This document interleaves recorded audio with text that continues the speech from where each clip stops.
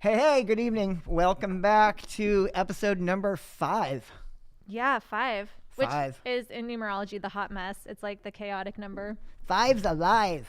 5 is alive. Do you remember what that was from? No, I just liked repeating it emphatically. It was from the movie Short Circuit. It was about the little robot in the 80s.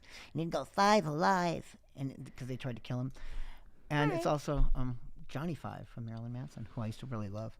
So what the hell's going on with you, Miss Renee? Well, we're wearing our masks. Yes. Because of the spikes. We want to be a good example to you whippersnappers. Yeah. So, from this point on, we've decided that we are going to keep our masks on. Just, because we all need to be responsible here. Yeah. It's time.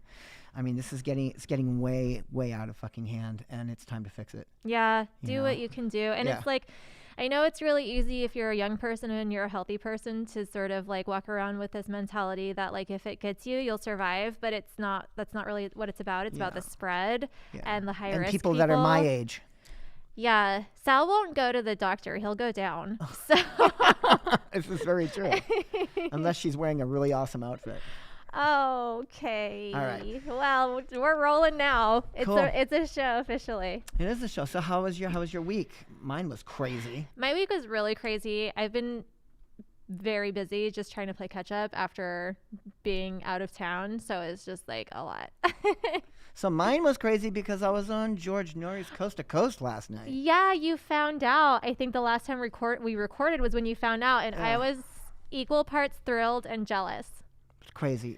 He's an amazing man. I mean, he's a legend. His questions were great. Just really great conversation. He really made you feel at ease when you're on there. Mm-hmm. I absolutely, it's crazy because I've done hundreds of interviews, but I was scared last night. I really was. I was a little bit nervous, and after about my initial 3 minutes, I was right in my pocket. And then it just went from there. But it was an amazing evening. That was actually it's a cool week for both of us because I had Dita Von Teese on my podcast, The Glittercast. No way. Yeah. I knew her when she was Heather. Really? Yeah. Mm-hmm. Yeah. I know what you're talking about though, because the day that she came over, I'm not the girl who has anxiety about what to wear. Like even at prom, like that's not a thing. And I was like, what do I wear? Mm-hmm. What do I wear? And then I just put on a black tank top and jeans. That's great. Yeah. That's great. I had to talk myself down. Dita's cool. She's cool people. She's very sweet. Yeah. I met her when she was a minor when I first met her. She was like 16. Uh-oh. And no, it wasn't like that kidding. at all. She was a very, very cool person. But she was, there many, many years ago in Orange County, there was a place called Versatile Fashions that sold amazing corsetry. And I worked there. And I used to hang out with Reb, who made the corsets. And she used to always try to come in, but she wasn't old enough to be in there at the time. So it was kind of weird for her. But we'd let her in, and she was a very cool person. That's a cute story. But yeah, that's another type of talk that we need to have on another show. Yeah. This is about witchcraft. You're going to keep me on one topic. Right. So what's going on this week in the world of the stars? Well, we do have some kind of big shifts happening cosmically. The sun enters Sagittarius on November 21st, which I believe is Saturday. And Sagittarius is one of the most beloved signs. It's the most optimistic. It's ruled by Jupiter, which is the planet of luck and expansion and things growing and things getting bigger. So, I mean, it's a very lucky time for everyone. On the sort of like, if I was going to look at Sagittarius's shadow, it has problems with boundaries. So you may have to like fight for your boundaries to keep, even understanding your own personal boundaries, and sort of like paying attention to your structure and not like, getting too far out there. But in terms of like happy energy, it brings, we should all be feeling like that cheer and that happiness that comes with the holiday season. But I really think it's kind of more Sagittarius season than the holidays that brings that about. Gotcha. On the same day, Venus, which is the planet of love and relationships and money, it enters Scorpio. And Scorpio is like, it's sex, drugs, and rock and roll, and like death and rebirth, and it's a very metal. Yeah, it's metal. It is. Yeah. Scorpio and Capricorn, I think, are like the most metal signs. And I think that, like, with that, when we're looking at our personal relationships and our romantic relationships, there's a lot of energy for things to accelerate, to become more intense, to have, because Scorpio is all about that, like, shared intimacy, like knowing someone on a very deep level. So you'll be wanting your relationships to go to the next level. And this is sort of like, the time where you'll find out if your relationship is going to work out or like it's not going to work out, because someone will either come be with you in that commitment or they won't. But it's about that sort of like, we're getting closer. Things will become more emotionally intense. Scorpio can be obsessive, so you want to watch out for that. Try not to like fall down the obsessive hole when it comes to relationships. And those are like the bigger sort of shifts that are happening. And that's on, again, the 21st. Looking at November 22nd and 23rd, the moon will be in Pisces, which is like a very psychic placement. So again, like watch out for escapism, because Pisces is known for that. Don't consume too much. But also there's a lot of psychic energy, especially when it comes to dream work. So anything that you want to do to like sort of work around that, specifically on November 23rd. The moon and Neptune will be conjunct, which is just like, it's good for dreams. Just trust me on it. It'll be good. Just make a dream wish. Wow. Very cool. Thanks. Cool. So what are we talking about this week? What's on our minds? Well, I wanted to tell you that story. We had a story. Well, I was in Getting Changed at the end of the night. I guess Renee has a crooked past story for us. Yes. She wants to share. So Scott, I almost called you Scott. Sal was in the bathroom getting changed, and I was letting the shadow people in, and I was waiting by the door, and this woman, and like middle-aged woman, she came walking by, and she was like, "I have a question for you," and I was like, "Yeah," and she was like, "Is this place for devil worship?" And I said, "No, I mean it's a place where witchcraft is practiced, and there's a spiritual aspect of it, but it's more about empowering yourself." And then I said, "But devil worshippers are welcome here." And she was just like, "Hey, thanks." I said, "Christians are welcome here too," but I said, "Devil worshippers are welcome here." And he was like, "Okay, bye." Like, she totally got like. Man, I wish I would have got that question. I love that kind of stuff. It was a fun exchange. Wow.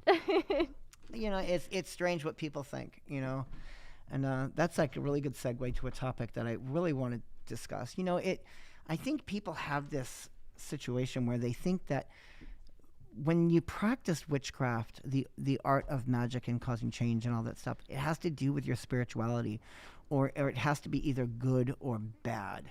And I really have a problem with the good and the bad terminology. Mm-hmm. It really gets to me.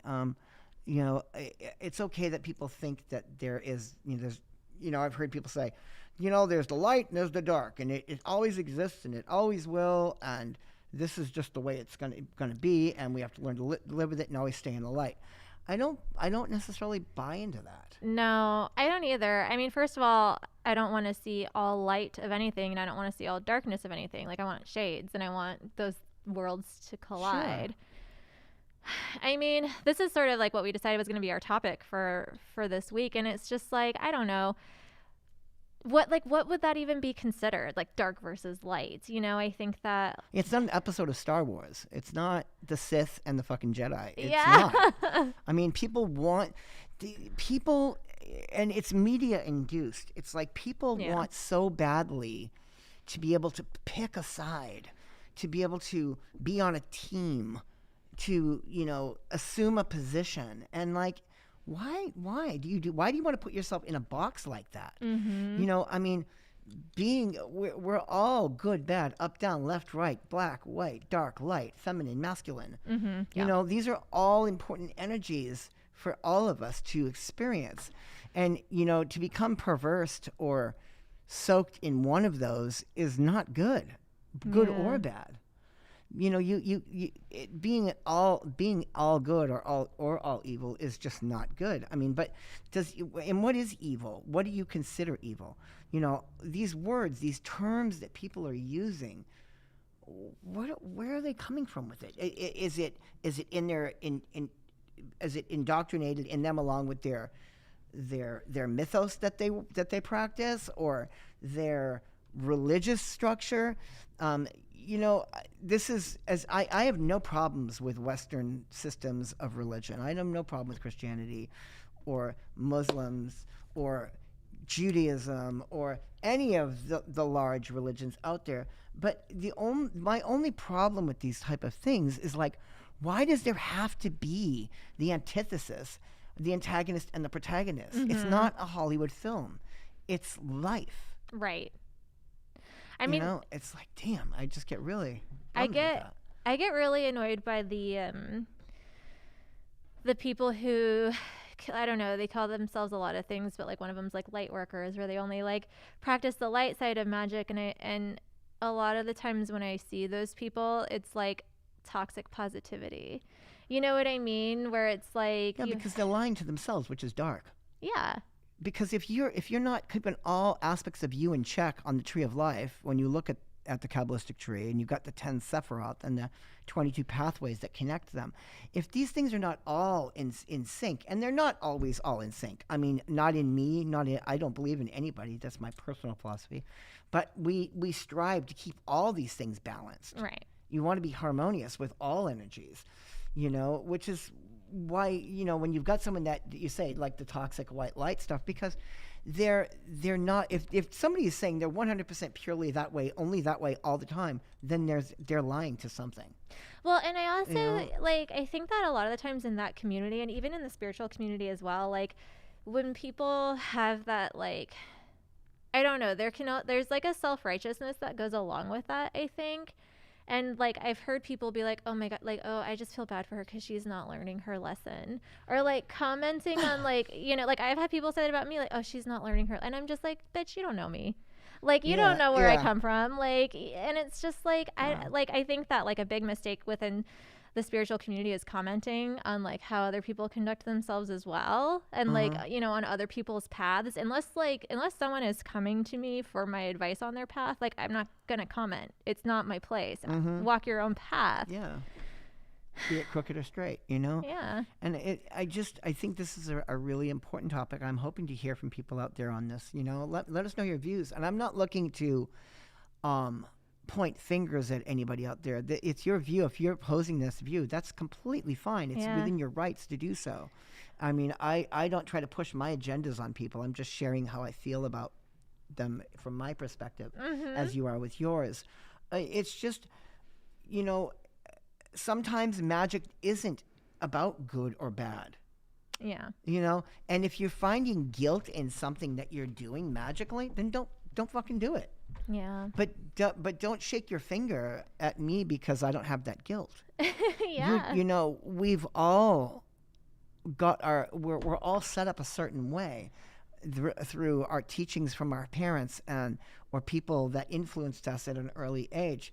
How we build that structure is up to us as adults. Right. And once you do that, unless the person's absolutely a fucking scab and he's malicious and he's or she is hurting people pointlessly, dude, get off the fucking pot and move on. If you don't want that person in your sphere, move them out. Yeah, exactly. Like, just move on with your life. Yeah, move on with your life. That's the beauty of life, is we can choose these things. Yeah. But to be scared of something that is all dark or all light, what is that doing for you? Yeah, I mean, I think that like a fear of the darkness is like a fear of depth, because that's where we keep our shadow, sort of like that internal stuff that we need to face within ourselves. So, I mean, I don't know. You have to at least start to approach it if you really want to self-improve. So you think that one's darkness is subconsciously associated to their physical death in the future?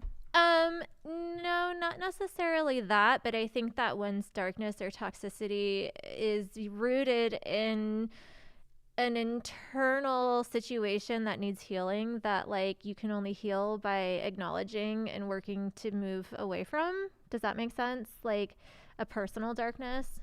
Okay. So I think that a lot of that is rooted in like trauma and, pain that you may have experienced. I don't think that people want to inflict pain or be mean, but I think that like people can be triggered by situations or things that happened to them when they were in their developmental years, and Did your so parents hit you too much or not enough? Kind of thing, you know what I mean? yeah, It's no, like, totally. it is what it is, but it ain't what it is, and it's playing with these natures. I mean, but sometimes the magical act, the act of witchcraft, I don't see it as dark or light. No. Now I think that, and I could be wrong. And again, the lines are open. You guys can reach out to us and share your views, please. But it's like a lot of Christianity and these things are teaching you. If it's not what this says in this book, then you're wrong. Right. And you need to not be that way because you're automatically going to the dark side. Why does there have to be this negative spot? Why does there have to be this antithesis in witchcraft? I mean, why? I mean, I think that like a lot of it was just As I put my hand on the human head. Yeah. I mean, I think that it's part of our cultural structure. I mean, if we look at the Catholic Church, when they sort of created this dogma about like what makes you a good person versus a bad person, like I think that was rooted in controlling the population, and like instilling fear so that, people kind of follow blindly. If you make someone feel bad or feel afraid to explore, like, for instance, your sexuality, because that's common within like Christianity, Let's not always just point at Christianity because I with respect to them, I don't want to do that. No, okay, so I have no hang-ups on Christianity. I just want to say. No, I don't either, but I do acknowledge that, like, I was raised Catholic, and the Catholic Church, I mean, going back to medieval Europe, like, it rolled shit, and our structure of our society currently is still affected by those religious structures. And I think that you can be a Catholic witch if you want to. I do witchcraft with the saints. You know what I mean? You don't have to subscribe to the politics of the situation, but there are politics in Christianity and Catholicism and in other cultures that are fucked up and restrictive. So you can't blame the deity for the man's work. Absolutely. 100%. 100%. Yeah, that's why I have like, the Virgin Mary candles all over my room, I don't have problems with her. Yeah, I mean, and that's the thing is like, to me, I mean, we all have that little heebie-jeebie kind of weird feeling when you get like, oh, that just kind of gets to me a little bit, like, but to me, it was never the Catholic Church. The Catholic Church to me was just beautiful. Right. And eloquent and artistic and dominant and kind of had a sex appeal to it in a weird kind of a way. And I'm getting completely A, fetishistic with it, and B, I'm going there again. And B, it's, but what freaked me out more was like the non-denominational born again Christian evangelical hardcore, like wearing the suits, and then they do their sermons in the mall, or they'd rent out a warehouse in Orange County or something. Or like and do pick stuff. at the funerals of victims of gay bashing. Matthew like, Shepard's funeral, like the Westboro Baptist Church crazies. That kind of stuff. Now, when I don't. It's like, what are they doing? Why do they get into do that? They're it can be mean and it can be intimidating for people. Yeah. Again, and it's not against their deity. It's not at all. I'm not, again, I don't mean to carry on and be slamming onto that because that's not what I'm here to ever do. But I just want to address the idea of what darkness is and how it's confused for bad. One of the things that we were talking about when we were trying to decide what we wanted to discuss today, you had mentioned sort of like touching on the karmic repercussions of the work you do and sort of like our individual thoughts on that. Ooh, we got one. Oh, we got one. Yeah, we got two. Ooh. Secret 73. They're both his. He is asking about, do we have themed masks at the occult shop? No, we don't sell them here. Sorry. Secret 773 said, isn't this part of the Hermetic law of polarity, or do you think that there is no law in this regard? I think what I'm getting is there is dark and light, but in terms of values, one is not better or worse than the other. Am I right? Yeah, I think believe so. you're right, Yeah. but I think also confusing the word dark with evil is completely two different. Is again something different. Yeah. You know what I mean? Why does why did Darth Vader have to have a black outfit on? Why couldn't it have been Snow White? He's just would it made Well, him just as evil, the right? stormtroopers. Yeah, and the stormtroopers were in white. There you Yeah. go. You know what I mean? But so it's again, this is the way that media wants to create separations and categories for everything. You Yeah. know, there's got to be reasons. This is associative with the dark side because it's this way. Is this a satanic store because there's a pentagram?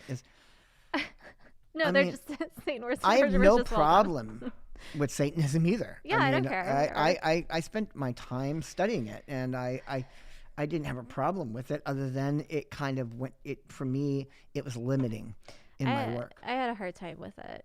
I had a hard time just because I read The Satanic Witch. Love that book. I mean, I just felt, It's dated as fuck, but it's good. yeah, like it felt like there was a lot of like room for like like vindictive interpretation. Or, you know what I mean? Like I'm all for like, I don't know. It just like it felt like it lacked a moral compass, which I think is like the kind of the whole thing, you know, like Well, you have to create them. create your own. That's the thing about that is why do you have to get a book to give you a moral compass? Not you, but No, I'm of saying course. To the reader. Yeah. You should have a moral compass. Your mom and dad should have taught you what was right and what was Yeah. wrong. And if you were unfortunate in not being able to have that in your life, being a good human and living in the world today, you'd think you would start to get that anyways. Yeah. So I mean, having something give a moral compass, I think, is a little weird. But I get what you're saying. I love the Satanic Witch. The only thing that I could say about it in any way that wasn't great was it was incredibly 1973. It was completely dated on Yeah. how the foreword by Zena LeVay was beautiful. I loved that. As a matter of fact, well, I can't go there because this is the wrong show. I keep wanting to go someplace else, and I'm like, no, it's not what we're talking about tonight. So, but the Satanic Witch is great. The Satanic Bible is great. The 9 Satanic Statements are great. Yeah. This came up on George Norrie last night. What is the Satanic Witch? Was he a bad man? I get to meet Anton LaVey. Yeah. He was a cool dude in a loose mood. He was funny. Yeah. He was whimsical. He was a real spiky kind of, dude. But when he met me, he's like, hey, don't be a fucking parrot. That's all he told me. That was all he told me. I was Yeah. so intimidated by Anton LaVey being in the shop that I was working that I'm like, oh my God, it's him, and hi, nice to meet you. Don't be a fucking parrot. That's all he could tell me. And then he walked out. And I'm like, holy shit, but what did he say? That's beautiful. Right?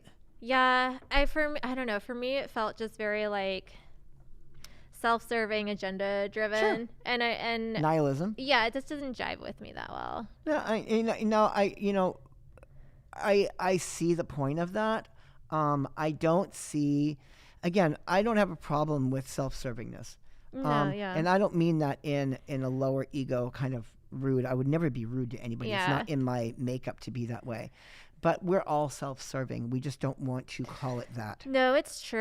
It's true. And I mean, I think it's just like it was like it almost felt manipulative at times to me, like the stuff that I was reading.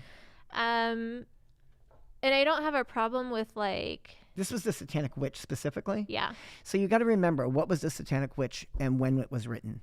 When it was written, LaVey was reaching out to women, and it was a way of manipulating. That whole book was mostly based on the manipulation of the male of the species to work them to your advantage. Yeah. Now, I am not going to point any fingers. I'm going to get my hands straight up in the air. But this is, and anybody knows my past. I mean, I was in the sex industry for many years before, and a lot of my exes were escorts or dominatrixes or fetish models or Right. dancers, and those girls had a job to do. Yeah. And that there's something you're going on. There's manipulation going on there. I agree. But they know when they walk in there, that's what's going on. It's set up for that environment.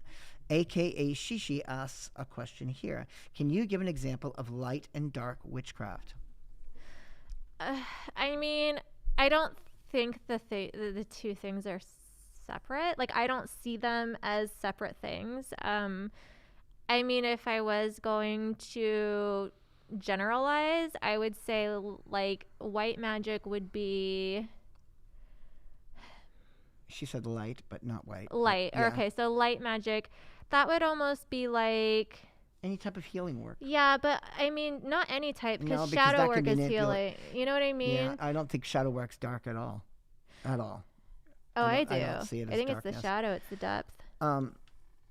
Again, see, this is where we have this difference between the two of us. Yeah. But light work is usually something, I mean, if you really want Like to get Reiki. generalized, yes, you could say Reiki, but is that in witchcraft? That's in witchcraft. Yeah.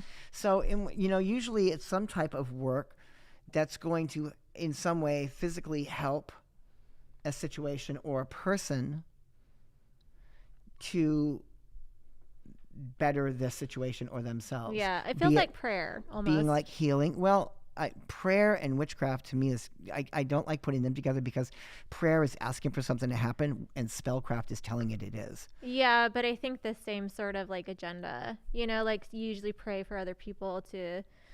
Well, it's if somebody comes to you and from the books and says, "Hey, you know what? I am going through this time. I need you to do this spell to lift this situation for You're not me." going to pray for them.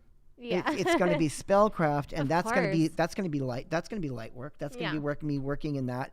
If I was going to my deity, it would be with Sortiera, the savior aspect of Hecate, and working with her in the world soul perspective. Mm-hmm. But darker witchcraft could be anything from banishing or removal, Yeah. or Even like control, like control, manipulating something. the old bend over spells or the hexes or things like that is it sits more on that side. But you know what? Binding is a dark format, right? Mm-hmm. But what if you're binding someone that has been abusing someone physically for 5 years? Right. And they come to you and say, "I need you to bind this to stop this from happening. I'm going through the steps of getting this out of my life, but right now it's still active. Can you please step up and help me do this?" Yeah. That's black work.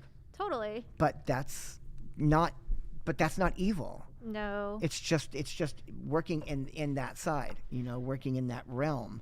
And I think that's my two examples. Again, these are just my views, but that's how I see them.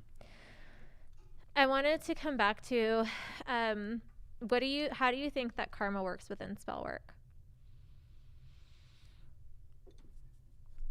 I have a real hang up with that word.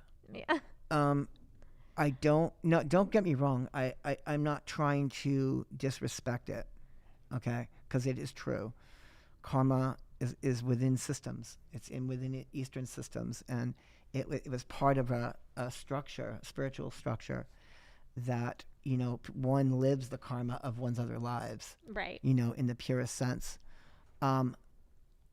But utilizing that word to instill fear on a person by a group of people, saying that it is bad karma to this. It is, if you do that, bad things will happen to you. If you do this, good things will happen to you.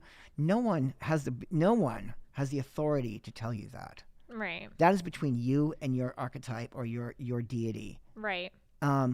So saying karma to me, it's a word. It's like somebody saying to me, "Namaste." Yeah. Really? Give me a thesis on what namaste means. But most people don't want it. They just, it sounds nice. It sounds pleasant. It was like in the 90s, it was really cool to say, "Blessed be," Right. and it became a word that everybody was throwing around. And don't get me wrong, those words are important.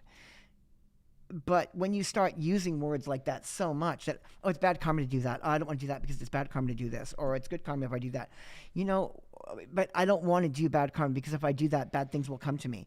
No, that is the wrong, excuse my French, fucking reason to not do something. Bad karma will come to you if you do. If you believe that, then I get it.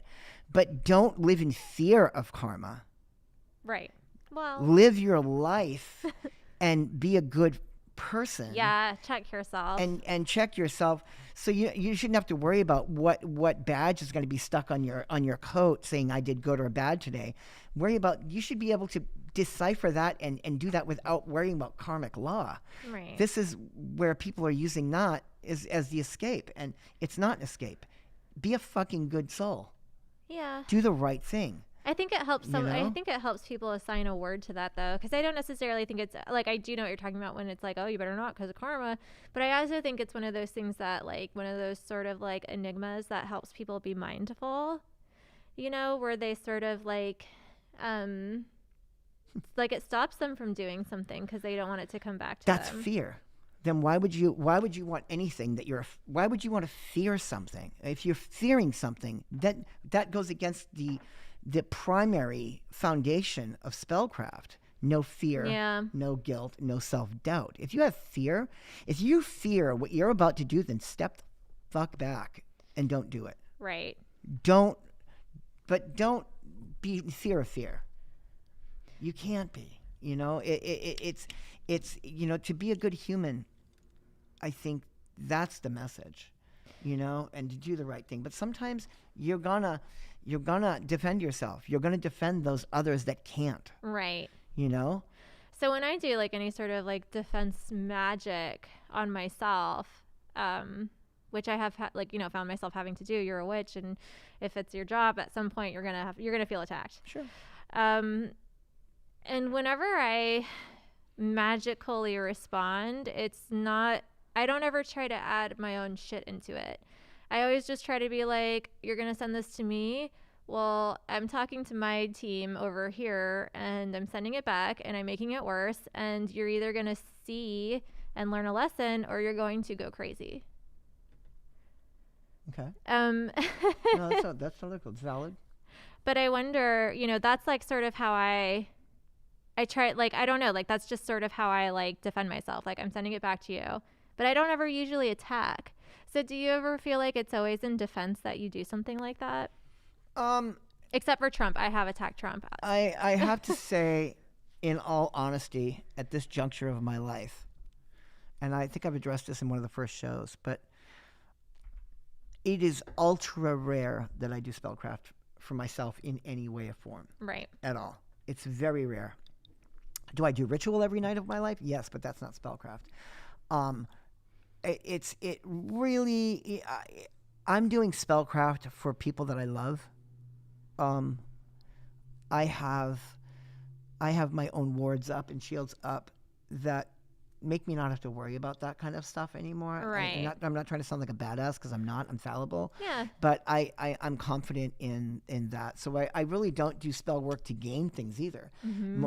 Just like I don't do spell work to cause harm or to get anything in my life. At this juncture, it was like explained to me early on in my life. And I know I said this before, but I'll repeat it because it's a great little way to think about it.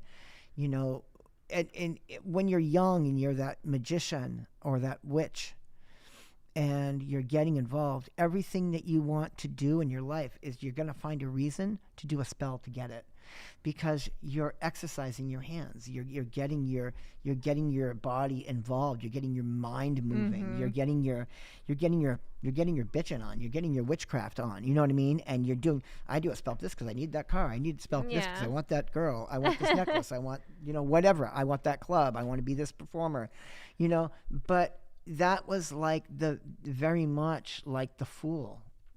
Right. Right. And I'm not a big tarot person, but it's the beginning of the journey. Beginning of the journey. Yeah. But once you become the magician, and now you're like, I'm going to save that spell and I'm going to do it a little later and I'm going to get something out of it this way. Right. And I did that for a while and then that started working.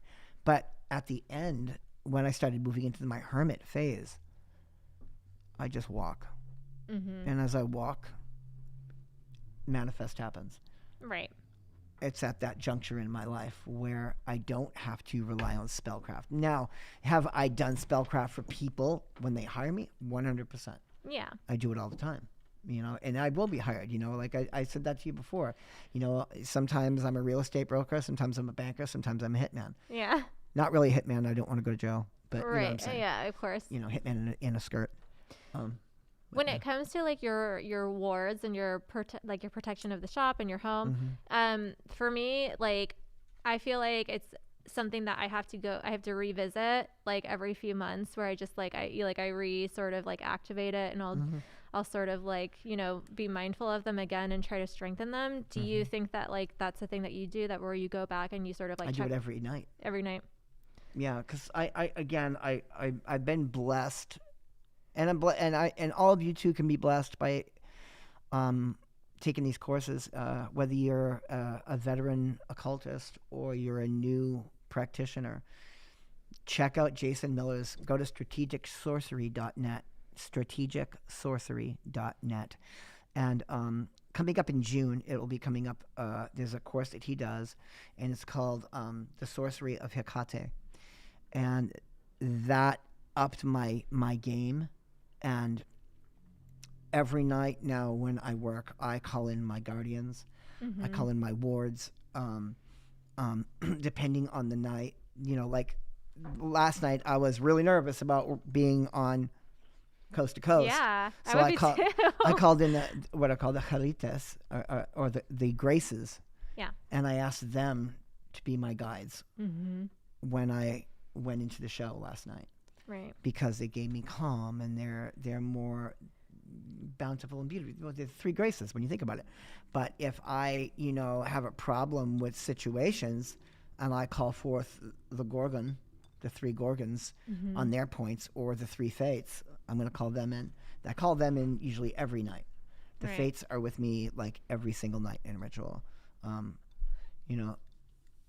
Clotho Lachisis and Atropos. So when I call in the three sisters of fate, they're on the outside of my what is called the mandala that we use. What are wards? Wards was a man named Hugh Beaumont, and he was the father on Leave It to Beaver. Ward. I was going to say Montgomery. That was a really bad joke. I was going to say Betcha too. The department store.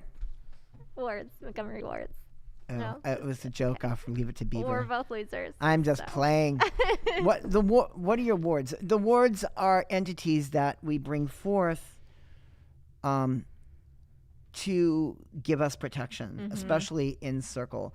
A lot of times people call in the archangels, the four archangels, or they call in the pylons, or they call in animals from the fantasy realms, or beings from the fantasy realms, or other entities.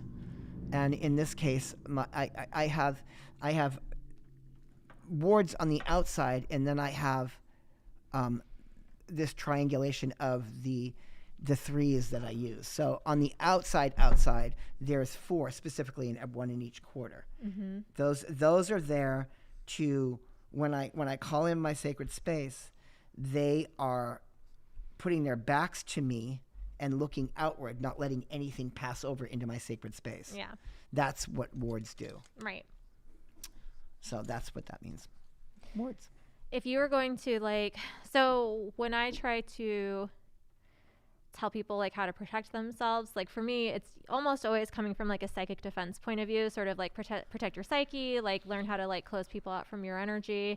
But I think it applies to magic as well, where some people just sort of visualize a protective circle around them without, and it's just sort of an energy barrier that doesn't necessarily have an archetype that it belongs to, but it's just sort of claiming domain over your space and sort of setting that intention. Sure. So that's usually what I tell people to do, is to bubble up.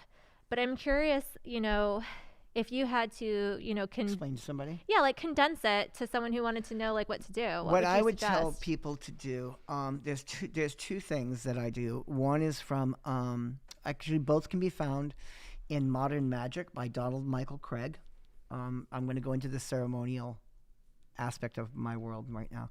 One of them is from Dion Fortune, and I think she has it in her Psychic Self-Defense book. First thing is recognize if you're feeling like you're under attack. How do we do that? So what I usually tell people to do is take your two thumbs, bring them together, touching. Take your index fingers and angle them and make a triangle. Take that and put that over your third eye area. Once you do this, close off the world, center yourself, and move clockwise, pivoting on your heel, but not moving from the spot that you're in. That makes sense. And you're going to do this in a circle. So as you're doing that, you want to go very slow. When you go very slowly, you want to notice slight changes in sound, perceptivity of the area around you. And one of the big ones is that strange feeling you get like when you have copper in your mouth. If you have like a taste under your tongue, that's odd. Focus on this, keep your eyes closed, and pivot on your heel in that circle coming around. And if you're picking up that taste, go by it and do it again. If it's still there, pass it one more time, only now reverse back over in the opposite direction. Go to that spot and stop. What you want to do is take your hand and step forward. When you step forward, you want to step out with your left foot, and you want to lunge the hands forward and out in the triangle. And what you want to envision when you do that is out of the third eye, envision a pentagram, a 5-pointed star with a point going upward, pushing outward into the ether towards the direction of that which is bothering you. That's the first step. After you experience that, I would teach somebody how to do the lesser banishing ritual of the pentagram. And that is one of the simplest forms of protection that a person can do. It sounds like a lot, and you don't have to be in the Golden Dawn to do it, and you don't have to be a Kabbalist to do it. You can just learn this ritual. You learn basically what it is componentially is you've got a Kabbalistic cross, which really centers you with your higher point of Godhead or deity. And you're making an equal arm cross over the body, not unlike the sign of the cross that they use in Catholicism. Okay. And then once you do that, you're going to go ahead and you're going to do a banishing earth pentagram, which I can't show you here, but you can look that up on the internet and see it. And you're going to do a banishing earth pentagram. You're starting in the east. So you do your cross, then you do your banishing earth pentagram facing the east. And when you draw it out, imagine electric blue flames scourging out of the tip of your finger and creating a large star in front of you. And you hit it with one of the Hebrew God names, which the first one would be Yod-He Vohe. Then you do a quarter turn to your right to the next area, which would then be south. And you draw that same invoking pentagram, charge it again by putting your hand in the middle after you draw it, invoke the next God name, which would be Adonai. Then you pierce it, draw a quarter till you're in the west, invoking pentagram again, charge it, and you would use the word Eheye. Then you'd pierce it, go to the other one, but the last quarter, which is the north, and you draw your pentagram, banished, and say Agala. Then when you're there, you complete, and you're back where you started in the east, and stand in the middle, and you ask for the 4 archangels to come in. Before me, Raphael. Behind me, Gabriel. To my right, Michael. To my left, Oriel. For about me flames the 4 pentagrams, and above and below me, or within me, depending on which way you want to say it, shines the 6-rayed star. So you're encapsulating yourself with the hexagram in the macrocosm here. And you've got the pentagrams that are working in this realm around you. Usually, after you get through that part, you end it with the same cab cross, and it creates a bubble right around you. Now, this sounds like a lot, but I can teach that to someone within 10 minutes. You kind of just did. Yeah. Like, I mean, I can. Like, if you rewatch that, if Yeah. if you really want to know, when you rewind this a few times, Yeah. like, you might be able to figure it out. Yeah, and that is the main one. If you can learn to do that ritual, and even when you don't feel it, do it once in the morning and once at night, your life's going to change. I guarantee you in 30 days. If you do the LBRP twice a day, you will definitely, 100%, I swear on my mother's life and mine, you will feel change in your life. This is like PX94. Within 30 days. Is that what it's I don't know called? what PX94 is. Yeah. But we've got a bunch of questions here now. Okay. Ryan Jones, do you feel like deities are archetypal energies that you can tap into, or do you think actually energetic beings that have consciousness? Some even seem like interdimensional or aliens. Before I was with Hecate in my life, I 150% saw it the way you first explained it, like archetypal energies that I could tap into. And by doing that, there's certain things you can do in ceremonial magic called God forms. And when I was doing those, I would take on the form of Anubis and do ritual. Mm-hmm. But after I met Hecate, I realized that she was 100% anthropomorphic, and she's a living, breathing being. Yeah. I mean, I think it's both, to be honest, because I think that They are both. That's a good answer. I think that, like, you can tap into it, and you can even, invoke and become it on some level, but also, like, it does its own thing too. So we got another question. Stuart Ortiz, how do you feel about the representation of the occult in movies or TV? Does it piss you off when magic and history of the occult are being portrayed inaccurately? Stuart, does a bear shit in the woods? I am absolutely livid when it comes to that stuff. And the reason being, not because it's a sacred thing and we shouldn't be sharing it. What bothers me about it is it's half-assed done. And people they're getting bits of things on these TV shows that they're not getting the... What was going on there? Whoa, why is she barking? She's moving around. Yeah. Okay. So when people get a little bit of information that they see and they go and they mimic it, they're missing what came before it. So they're not getting the full amount. Even if the rituals are right, what they're showing you on TV, which most of the time they're not. They're not giving people everything. And people, let's face it, a lot of people that watch these TV shows are like just sitting in the house eating down their friggin', whatever they're eating in front, and they're hitting their TV dinner. They're hitting the feeder bar to get a food pellet to come down the chute so they can eat it, consume it, and keep going. Wow. And that is true. a grim and accurate depiction of But this is true. And so, but one thing that it can do positively, Stuart, is it can invigorate the person to want to go and actually learn. And if it's doing that, then that's good. Yeah, no, I absolutely agree with you. I mean, because some people need a starting point. It also depends on, like, how ridiculous, like, the show is. Like the original Sabrina the Teenage Witch. Like, I'm not gonna get mad about anything that happens in that show because it's just like whatever. It's like but then the new Sabrina is like summoning Hecate in the show, and I'm just like, does that piss me off? I love it. Pisses me off. I love the new Sabrina. I want more of it right now. Like, why do they do that? Why would they?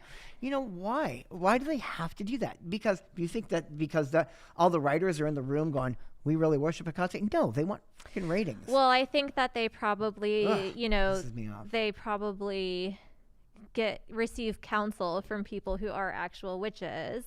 So, I mean, I know, like, on the new Craft movie, like, actual witches were consulted. Well, I can tell you on the first Craft movie they were as well. Yeah. Yeah. But consultation only goes so far. Yeah. And then Hollywood needs to write a script. Yeah. Moldy, thank you so much for saying that. Great. They said great segment on Coast to Coast last night. Learned a lot. Thank you. Thank you for tuning in and watching. And thank you for all the new listeners that we're getting. Yes. You guys are helping us to grow. Which we really fast. Yeah, I'm excited. And I also want to say I'm very sorry that the Instagram has been kind of lame. We're still trying to figure out what to put up. Yeah. The Shadow Crew has actually made us some small like mini segments that we're gonna start putting up. But I'll be honest with you. Renee's I can't really speak for her, but she runs a lot. She has a lot of Instagrams going on her thing. I know it's not the PC word, but I'm fucking retarded when it comes to that stuff. I'm sorry I shouldn't say that word because it's not the thing anymore. But I am really stupid when it comes to that. Right. Like I couldn't. Today I started the Facebook page Betwixt the Shadows that got over 250 just this afternoon. I thought we already had one. So no, when you we had the group, not the page. So Yeah. the page started. Good. But after I set it all up, I didn't know what was wrong with it, and then my wife went over and pressed a button and it activated. And I'm like, oh, I don't know this stuff. I'm not. Yeah. So we're gonna make a better effort at working this better. And you guys can send in stuff. What you want? What do you want to see? What do you guys want? You have this here for free. Take advantage of this situation. Let us help you in any way. Or tell us we're idiots if you want to. I mean, whatever you want to feel. I mean, we're just here to share knowledge and learn from one another. Yeah. But so that's what I'm thinking on those notes. But I think that media is really it's such a double-edged sword. You know? I mean, I like on one hand, like even with like The Craft and Sabrina, like I do like that there are shows being produced that promote like a strong female, because that's typically what is coming through on that end. I'm smiling underneath this right now. Why? I mean, because why does it have to? Why can't it be The Craft for guys? Well, no, I'm not saying that it no, can't. I know, I'm it just can't asking. be, but it's like for me as a woman, it's refreshing to see because. I came up in the 90s where there was still like every time a cleaning commercial came on, it was a woman who was like at a stay-at-home mom. And like a lot of the images that I was seeing, a lot of the female images that I was seeing in media were not characters that I could identify with, which is why I became a witch, which is why I became like a punk rock kid, because, it's just... There was, when I was coming up, and I think it still exists now, but I think I'm more removed from those types of shows. It's just women get put in a box a lot as being your face. No, it's not. I'm listening to you intently right now. Women get put in a box a lot, and I think that there's been I think there have been multiple waves of feminist revolution. Yeah. Now this is going to put me on a whole nother spectrum, and I don't mind going there right now. Women, I'm not looking for you to be mad at me. I'm not being disrespectful. First off, let me tell you, I am all about women in power. Of course. I'm always voting for women to be in office. That's my deal. I voted for Warren this year, and I really want to see Harris really move up higher. And I voted for Hillary before, even though some people didn't like her. The idea of an archetypal feminine power running our country is everything that I want. Mm-hmm. That would actually make me want to be here. Yeah. Because I'm really thinking about going, getting out of here and going to Greece in like 6 years. Yeah. But that being said, and again, I've got an amazing, powerful wife who has created the crooked path from the business end and is amazing at what she's done. I've seen her run. She was, heading up a team that ran Super Bowl, for her company. So she is a powerful woman. But all that being said, I believe that women should be able to grasp this key and take it and rule the world. Yeah. Because it is your world. You need to get it back. We need to give it back to the women. Well, yeah. I believe that. That being said, don't use witchcraft as a platform to do it. Oh. Just be a woman. No, be strong. I think that I found witchcraft because I wanted to be strong. Why? You're already strong. Well, no, I was 12 when it happened, first of all. And I was... This is going to upset people, and I'm not trying to be disrespectful. No, you know that, right? I don't think this will upset people. And you can divulge people that I believe that women are the ultimate. Like, the last person that I'm worried about being a sexist is Sal. I'm 100%. not a sexist. But, as I'm wearing my heels and my leggings. No, I don't think anyone thinks that you're like, not if they're sane anyway. But I think that, like, for me, when I was raised Catholic and I loved the pageantry of it, like everything you said, I thought it was magical. I thought it was mystical. And when I asked my teacher, my religious education teacher, why women weren't priests, then she told me because women can't communicate with God. See, that's absolute bullshit. They are God. That's how I felt. And witchcraft was the first thing that I found that gave women a voice. That I found. And I'm not saying it's the first, and the patriarchy is fucking real. Like, like reaching out and grabbing the key, like, it's not necessarily that easy because, men are in power. White men specifically are in power. They shouldn't be. And I'm absolutely, and I'm not trying to be disrespectful. I want this more than, as much as I can absolutely want it in my blood. But I just, witches, it's such a non-binary term. It's witches are witches. I am a witch. 150%. Right. And so is anybody that acknowledges the fact that they practiced witchcraft. Okay? I believe that. I believe in the power of women. And I am always in defense and working on that.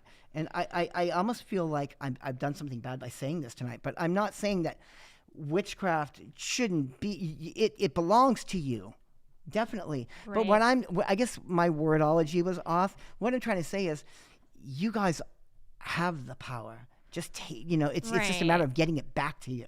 I mean, I think that, like, yes, I consider witch to be a non-binary term, but if we're actually going to look at like witch hunts and witch trials, it was women that were targeted. But none of them were witches. Right. They were just women that the reason that they were picked on is because they were controlled in a society and they wanted their family's land rights. Yeah, exactly. It was a lot of widows, a lot of single women. And it was men that were hung as well. Or women who were supposed to be like midwives or healers that like lost the wrong child in childbirth, and all of a sudden they were demonized as a witch. Sure. You know what I mean? So I mean, but the word witch back then during the witch trials, there were men that were hung right alongside them for witchcraft. Yes, but not nearly as many women. No, because women were easier to target back then.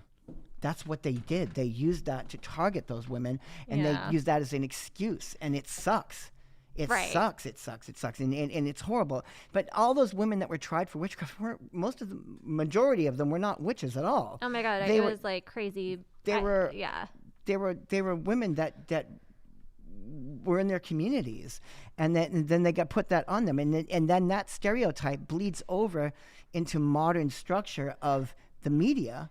We need to have just like a witch trials episode alone, because so much of it too was just like mean girl shit. Like there were women who just accused other women, and it was just like them being. But they accused assholes. other women because in the end, because the men were doing some influencing on them too. Oh, I'm sure it's all But but this is all coming back to Christianity and the puritanical law of the times. It sucks that it was that way. And believe me, I don't want it to be that way. And I believe that, there's plenty of women out there that are coming towards witchcraft for this reason. And I respect what you're doing. But what I'm saying is I believe that you automatically all have the power. Yeah. And that's important to stress that. I'm not saying that. Oh my God, I love you for that. Yeah, I just think that I would literally die for any woman's rights. And I have done a lot of work. I've done a lot of bindings on people of the opposite genders for harming women. Right. And that's what women come to me for.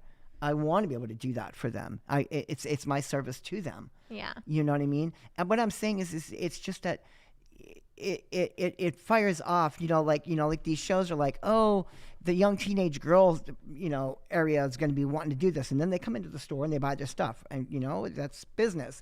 But, when you look at these shows that, they're teaching women to be this thing, really, it's run by a bunch of old dudes in an office building in Hollywood. Yeah. They're the writers, and now women are coming in and actually getting to write these scripts. Amazing, strong women like Scarlett O'Mara's. Yeah. and my really good friend Adria Lang, who is a great writer. She wrote for Sons of Anarchy and a lot of other great shows. So women are making it in, and you will persevere. You will win. Yes. It is your time, and we are all going to always be behind you. And I would step out in front of a bus for any one of you, because, again, I am a worshiper of Hecate. Right. And every single woman that's out there, everyone that identifies as a woman, because even the genitalia might not be there at the time, but there's still a seed of the woman within them. And if that's there, Hecate is alive. And if Hecate is alive, the goddess exists. And every one of you are Hecate. Every one of you.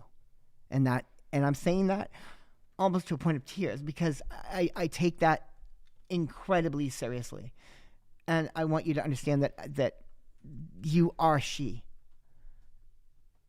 And it will change, and we will continue the fight. Yeah. For real, we will. But just don't. What I'm saying is, I understand that it gives you a stronghold, but the stronghold is really not there. You've got the strength in all of you. I think it helps people access it. I think witchcraft helps people access their strength. But at the same time, you don't want people to be like, well, that person's a guy, so he's a warlock, not a witch. Oh, no. And the binary terminologies are horrible in the 21st century. We're all about non-binary words and theys and what is that called? The acronym? And acronyms? Yes, acronyms. Yeah. These are important, and it is not, I'm trying to get that out there. Witch is non-binary. And I 100% agree with you. Yeah. I 100% agree with you that witch is non-binary, but I like seeing a lot of the, just to like circle back around to where this conversation started, a lot of the witches that are shown in media are female. And I don't think that's how it really is. And that's just like where my appreciation comes from, is that like there are strong female figures in media who are witches. But you know what? The strong females in media is going to be our vice president. And she is going to carry forth that. Whether you like her individually or not, she is a woman, and she is that close to running the free world. Yeah. And I love that. And I eat that up every day.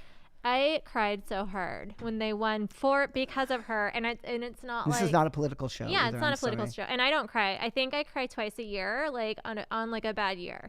Like I don't do it. I cry constantly. Oh my God, I don't like no, like just I don't want to. Don't make like like that's how I feel about crying. I love crying. Crying shows that you're alive. Oh, I believe that. I mean, I think that for me, crying, I just don't see like.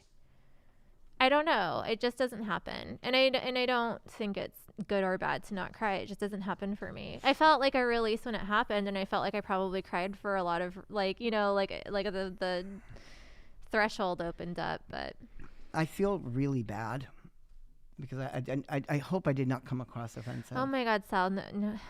Oh, I don't. I don't want to offend people. Like, I don't think that anything you said was offensive, but you have to also understand that there's always going to be someone with a stick up their ass. Like, and that, like, the type of person who looks for reasons to be pissed off about something. So, like, I've been a feminist since I knew what the word was, Mm-hmm. And nothing that you said bothered me. And there are two women who are nodding at everything that you're saying.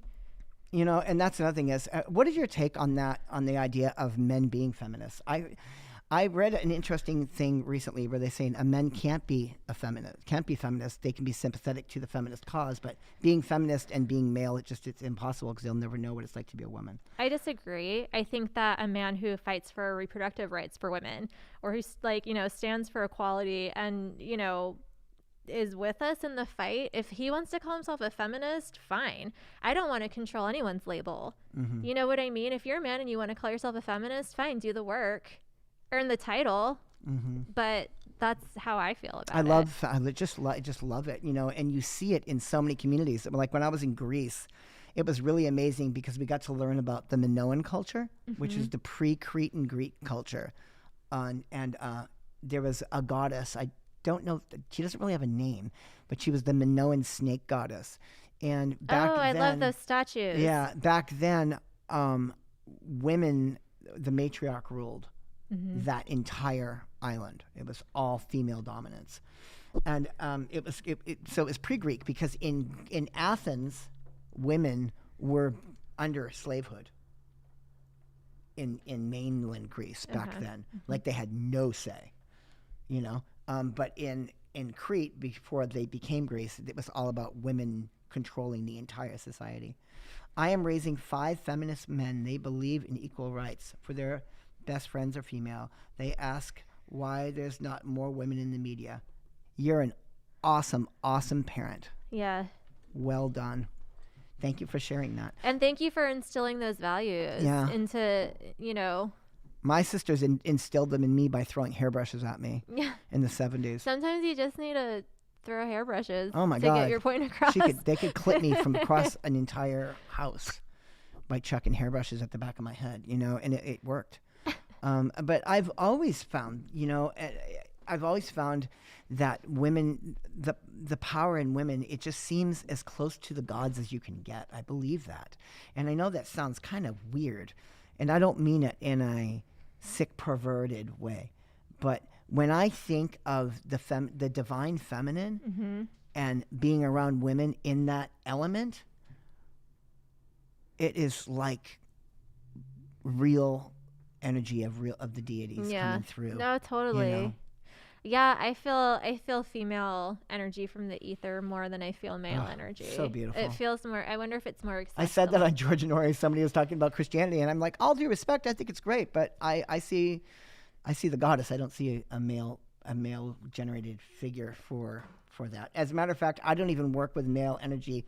I don't work with gods. I don't work with Osiris. I don't work with any of the male counterparts. I purely don't even need that energy in my circle. When I'm working witchcraft and I'm working, it's only Hecate. Yeah. She is the only thing that I need to work. I got someone here that says, what's the difference between a warlock and a witch? Ooh. I love that question. Warlock does not have a great... Yeah. Well, again, that's media. What is a warlock? Where does it come from? I thought it was like a bastard, essentially. A warlock is bastardized, but they're also magicians that you would bring into the battlefield, and more times than not, they were men, and they would usually read the entrails of an animal that they had slaughtered or enemy that they had caught to see the outcome of battle, and then they would throw curses. Now, this is and it's a medieval term. Yeah. Warlock is a medieval term, but it has nothing to do with gender. And, a witch is a person that can harness the elements and the planets to cause change with will. Mm-hmm. That's how I see it. Yeah. You know?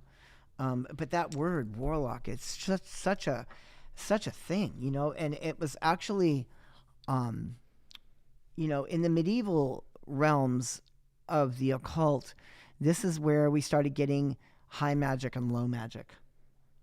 And these are other terms. Those two words, high magic and low magic, really have negative connotation.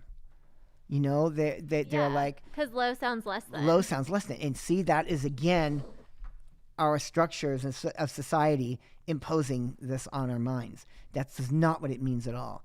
Low magic means, there's two books of thought on this, okay? One version is the people of the lowland that lived more nomadically outside of outside of shires and what were cities back then. Okay,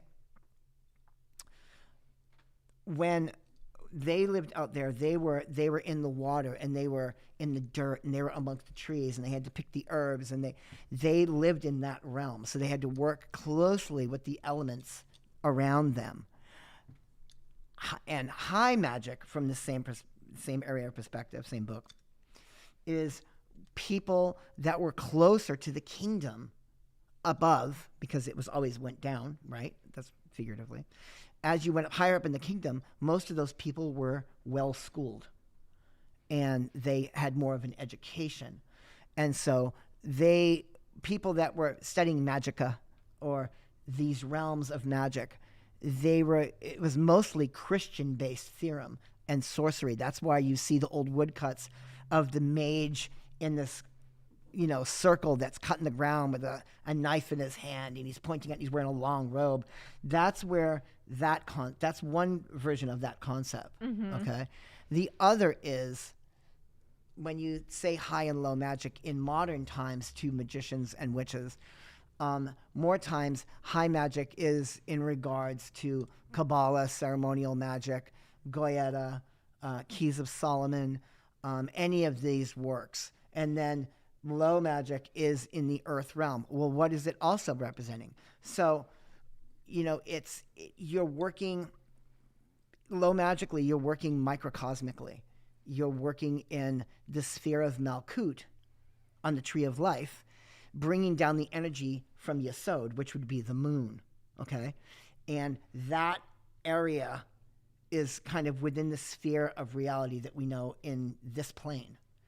But when you're a ceremonial magician, you're working macrocosmically.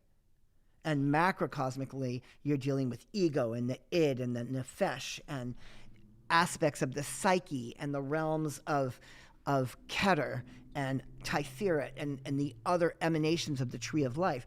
This is the macrocosm. And so when we're working in that, like when I was explaining the LBRP, you're doing that in this plane. The reason you're doing those pentagrams is because you're here on this realm and you're banishing on this realm. Now, if you were to be banishing spirit, you wouldn't use the LBRP. You'd use what is called the BRH, which is the banishing ritual of the hexagram, because the hexagram is... I just lost... There we go. There it is. The hexagram is used in place of the pentagram on the above. And you banish above with that.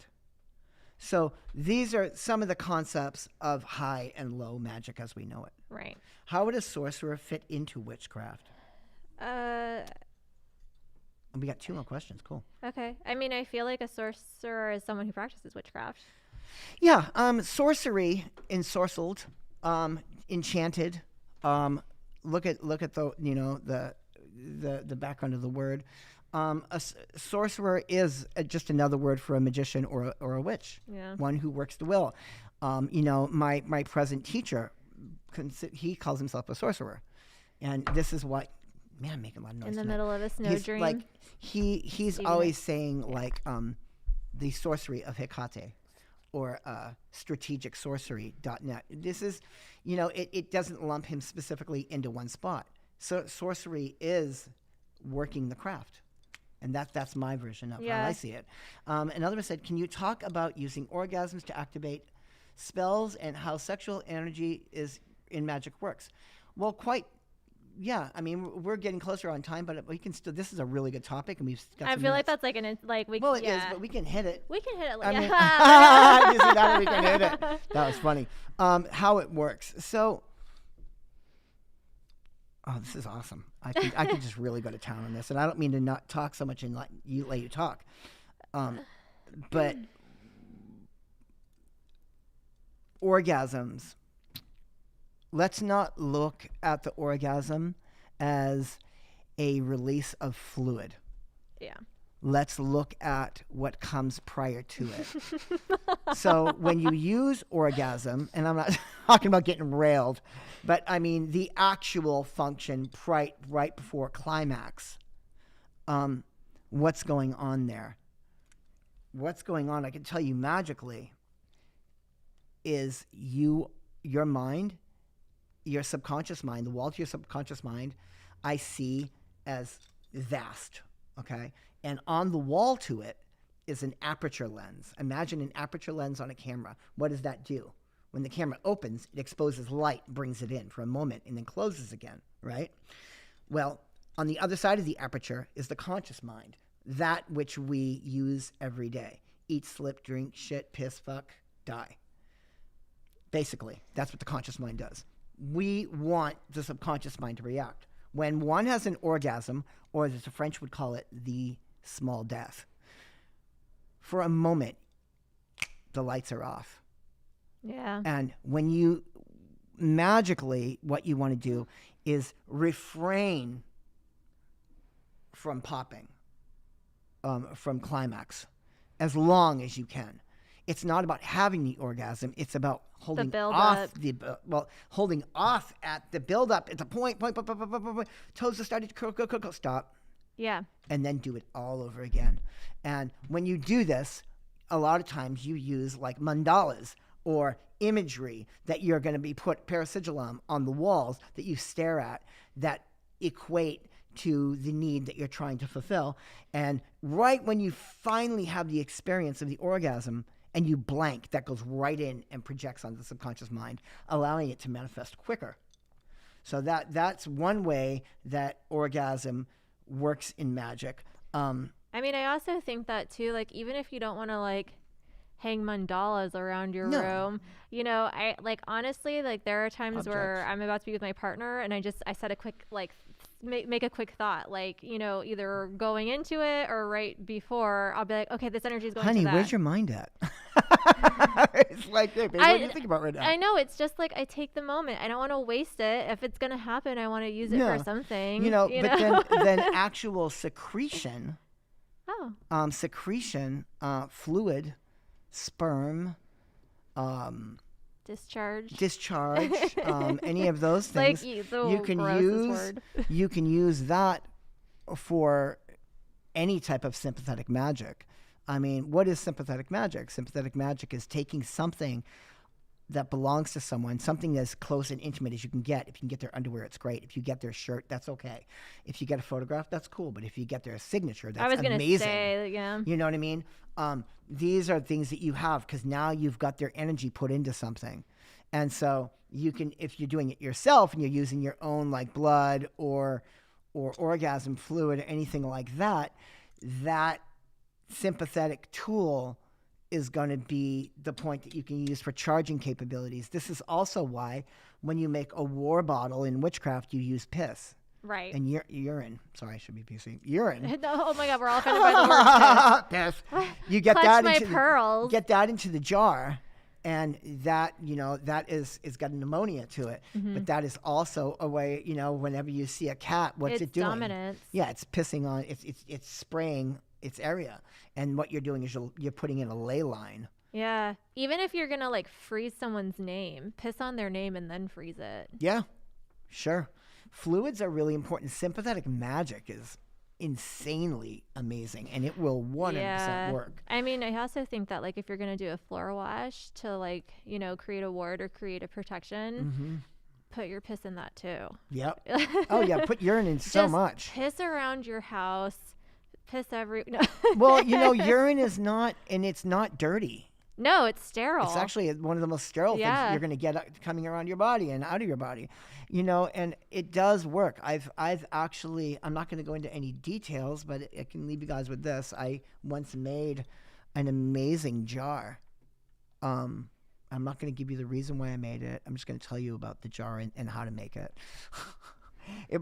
I was obsessed for a while with, you know, those, when you go into restaurants back in the days when we could, they have those little olive oil decanters on the tables at Italian restaurants. And on top of that, there's a cork that goes in it and looks like a little clear ball, but then there's the cork at the end. If you pop that off, it's hollow. So I got one of those, and I got a hold of some undergarment, and I cut out a section of the undergarment. Oh, which section, Sal? The bow. No, and that's what I thought. You cut out the section of undergarment in that specific area that catches everything, and I put that into a small double broiler system with astrological oil and intent oil, and I boiled it down to almost where I was burning the pan. And then after I did that, I scraped it with a cotton ball, collected all that, then did it 3 more times till I got an essence of that individual. And then I jarred it and used it. And it was incredibly powerful. And probably one of the most powerful tools I've ever made or for spellcraft. Do you think that you could do that with your own and use it in spellcraft? I did. I used mine and theirs. Ooh. Yeah. It's an... So you're such a romantic.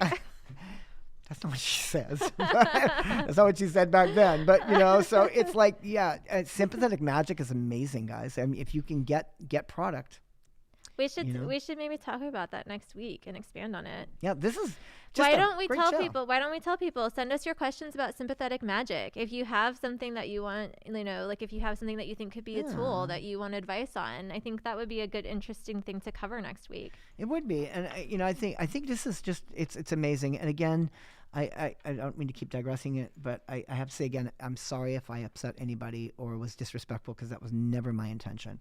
But I just want to put that out there. This is about everybody's freedom to be them. And nothing I say, Renee says, or anyone says is more important than what's true to the self. Absolutely. You stay by your own sense of self. And you will persevere in the end. You will become the individual that you want to be, that you are inside. And all the power to the goddess, and all the power to Hecate, and all the power to every woman in the world. This is your time. You're coming back and you're taking what's yours. Yeah. With that, we love you guys. You can find us on Instagram at Betwixt the Shadows. Find the shop. Yep. And Instagram at the shop is the Crooked Path _LA. Yep. And at Rainbow Glitter Star, and at the Glittercast for my podcast. And at mine, I don't have any other ones, but you can always find me on Facebook or sitting behind the shop and sitting behind my counter doing my thing. And your website, the Crooked Path. Oh, the Crooked Path. Oh my God, I was on George last night and I said the website wrong twice, and he had to give me the right answer. Oh my God, Sal. I was like, didn't you know my website? And then George is... It's not even Mercury retrograde. George Norrie is like, Sal, I'm going to say it for you. And he said it for me. But you guys, this is so powerful. RainbowGlitterStar.com. Yeah, RainbowGlitterStar.com. That's just awesome. Betwixt the Shadows. This is... I don't mean to keep dragging this out, but you guys, we love talking to you. A couple minutes questions. to you guys. I know there wasn't a lot of questions sent. That's okay. You were listening. No, we had good questions. But they were great questions. But I'm telling you guys, this is for you. This is for all of you. This is a place where you guys can come and you can share, and we can get this doing. Let's take this, dominate this. We love you guys. Have a blessed week. Everybody, please wear your masks everywhere you go. Please wear your mask. I'm going to sleep in mine tonight, but I've got one that's got googly eyes on it and everything. No, I'm just totally kidding. I'm kidding. Love yourself and each other. Also, if you do have a question, you can email it to us. Yeah, email betwixtheshadows@gmail or Instagram. And we have the shadow crew right here behind the behind the scene. You. And, right, actually, if you text any questions right away, they're going to go to Jackie Blue, and Jackie's going to shoot them right over to this right here. And by the way, the iPhone 12 Pro Max is the shit. Good night, guys. See you next week.